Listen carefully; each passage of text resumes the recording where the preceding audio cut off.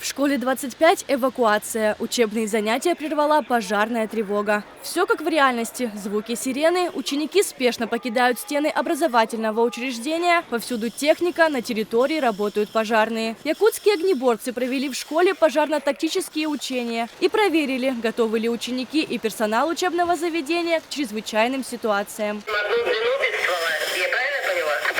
Нет, на первом и на втором участке работает один ствол Б, одно звено ГДЗС, на третьем участке работает одно звено ГДЗС. Согласно легенде, возгорание началось на первом этаже, в актовом зале. Площадь распространения огня составила 100 квадратных метров. Пожарные прибыли на место в течение нескольких минут. За полчаса огнеборцам удалось грамотно оценить обстановку, спасти 2 условных пострадавших и ликвидировать пламя. В ходе спасательных работ внутри здания газодомозащитники проверяют на наличие людей все помещения, кладовки, шкафы, бытовые помещения. Такая тщательная проверка связана с психологическим поведением людей во время пожара.